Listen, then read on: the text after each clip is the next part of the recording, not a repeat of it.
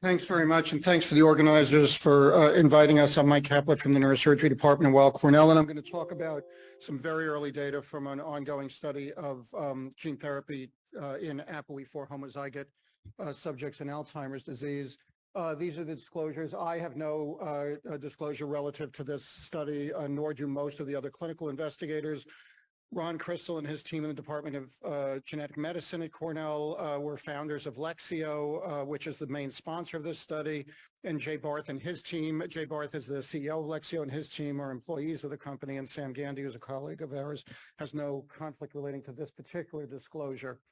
Now, I don't have to tell this audience about the role of APOE in Alzheimer's disease, and so in the interest of time, I'll just say that we all know that epidemiologically there's an enormous increased risk factor for having the E4 allele, and having the E2 allele obviously reduces your risk factor. This has been known for some time, and in particular, those subjects who are E2, E4 heterozygotes have a substantially reduced risk of developing Alzheimer's disease compared to E4, E4 homozygotes, and there has been, and in some circles remains, some equipoise regarding whether that is because of some active pathological effect of E4 or some beneficial effect of E2 or both, and that's part of the basis for what we're talking about today.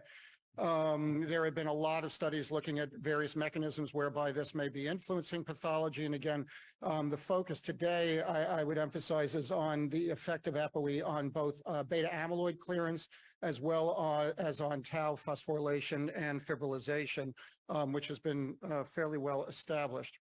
And so there have been various studies looking at E4 in particular, showing that, for example, in the E4 situation, you have an increase in base, which converts the APP fragments from beta and gamma secretase into the amyloid beta peptide, and a reduction of ADAM10, which catalyzes the more beneficial isoforms. And so what's been less well studied, but in theory, but there is some evidence to support this, is that APOE2 might have the opposite effects.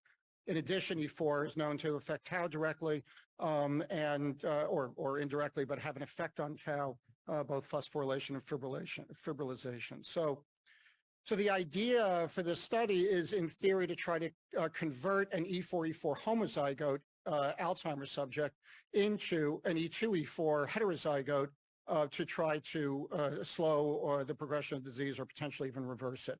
The idea is to use an AAV virus. We have been using this for 20 some odd years. We've used this in patients with Parkinson's disease. In this particular strain, RH10, Ron Crystal developed an earlier study in children with the neurogenetic disorder Batten disease, which we've collaborated on and used that widely in these children without adverse effects. So the virus has been well used in human subjects, and the idea is to deliver APOE2.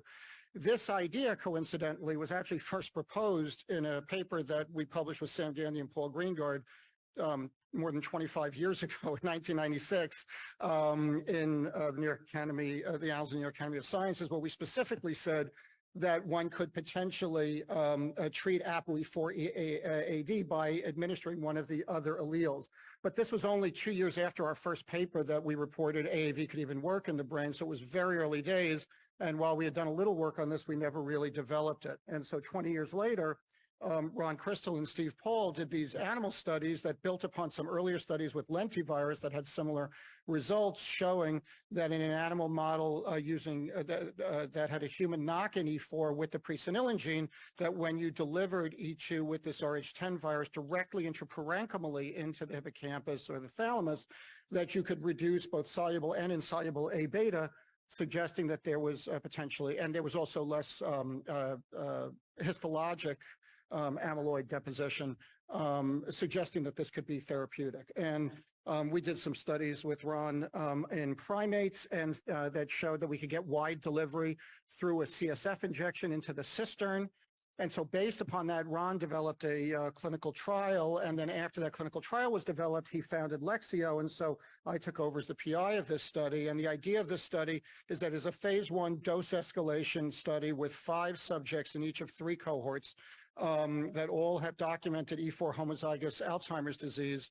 There's a typo. Cohort 2 should be, these are threefold escalations. So it should be a total of 10 to the 12th vector genomes, which is what VG stands for in the low dose cohort that I'm going to describe to you today. And then a threefold increase of 3 times 10 to the 12th in cohort 2, and then 10 to the 13th in cohort 3. There are various CSF biomarkers that I'm going to show you some early data on today, as well as obviously clinical and cognitive testing. So this is being delivered through a C1, C2 puncture, which you can see an example of here, and that's a pretty standard procedure. And the amount of virus is being based on the estimate of the CSF volume on the preoperative MRI. So the subjects are receiving roughly the same number of viral genomes, but there's a slight variation because it's based on an estimate of the per cc volume of CSF rather than an absolute number of viral genomes delivered. And so clinically, so far in the first cohort of 5 subjects, there has been no serious adverse events based upon the neurology evaluations. I do not have clinical outcome data to report to you today, but there have been no reported serious adverse events relating to the gene therapy. The only adverse events have been transient headaches, which are to be expected from a CSF puncture, and those resolved.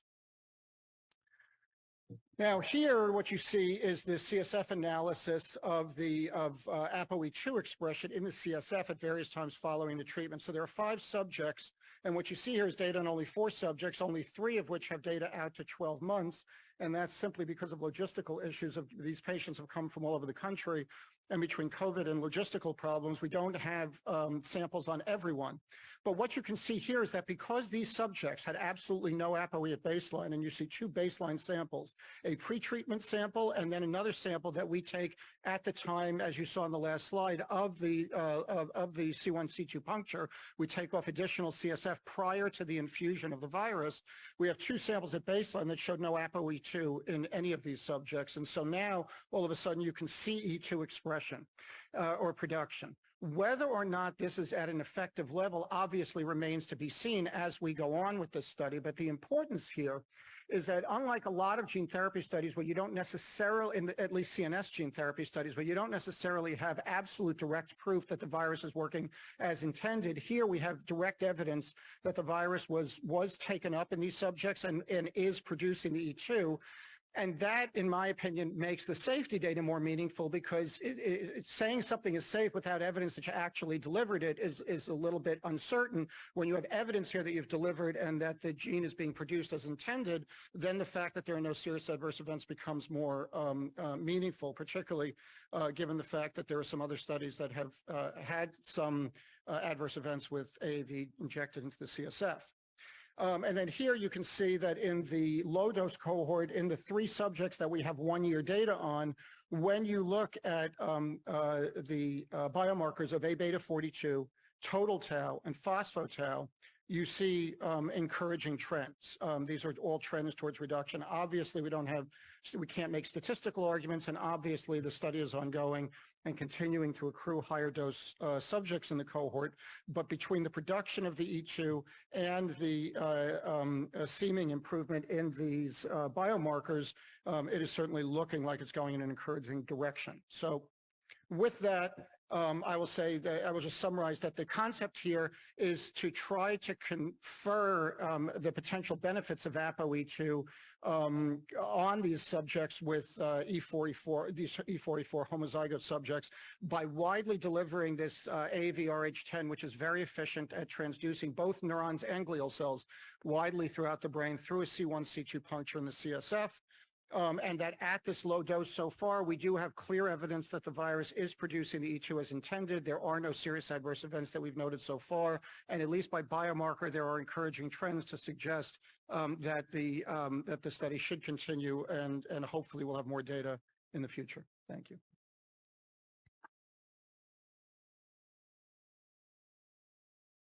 We have time for a quick question.